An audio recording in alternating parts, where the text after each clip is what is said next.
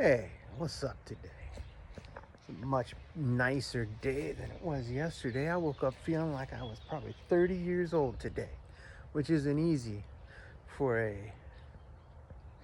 let's see, pretty solid member of Generation X. Did you know that Generation X will be turning 60 here in a year? That's what you old Gen Xers will be doing.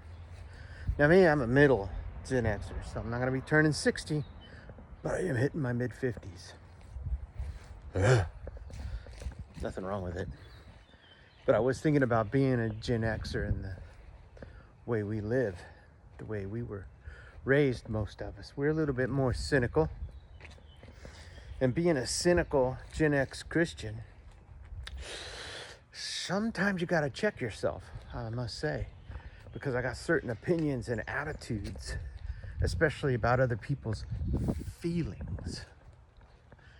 And I don't think I'm wrong. It's just in the way we present ourselves and how we talk to people, because we're supposed to tell the truth in love.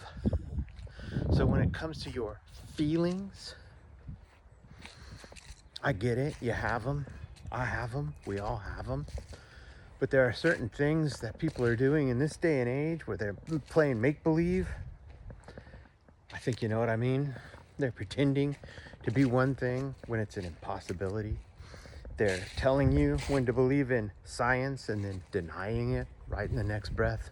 Those kind of things. Feelings. Here's what I think about it. I think deep inside, a split psyche and a messed up mind will come up with any way to cope with things. This goes back to what I talked about just the other day. Being over therapized and over whatever. I made up that word. But I'm Gen X, so I don't care either. But having too much therapy in your life and too much coddling, which, again, Gen X, we didn't get coddled. We got put in the house by ourselves, fending for ourselves after school, most of us. I didn't always have to do that, but we were raised differently. We are known as the feral generation. So, when it comes to feelings, you can have them all you want. And as a Gen X Christian, I'm going to love you. But I am not just going to join you in your psychosis. It's actually my job to love you out of it, to get you better. But people don't want to get better now. They want patted on the back and saying, good job for being different and crazy.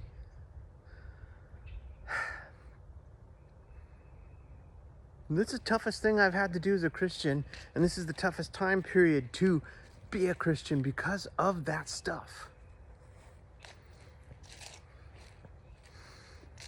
Because I'm always talking about love, but I'm telling you right now, they don't want love the way I see love being. Love can be really tough sometimes because you have to tell somebody, you are not what you're saying you are. You are messed up.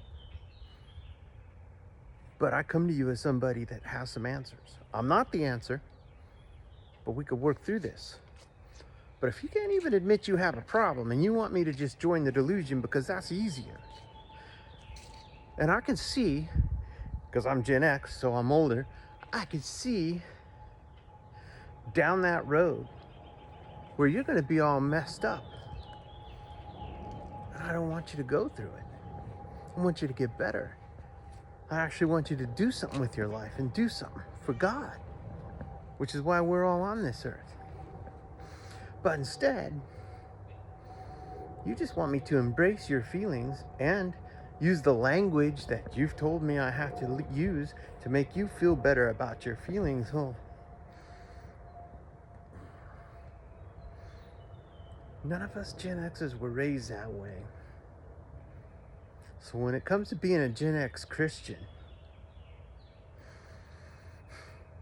actually, I think it might make us very well prepared for what's coming. As long as we can do it with love. That's what we're supposed to do. Thanks for walking around with me in my yard. I'll see you tomorrow.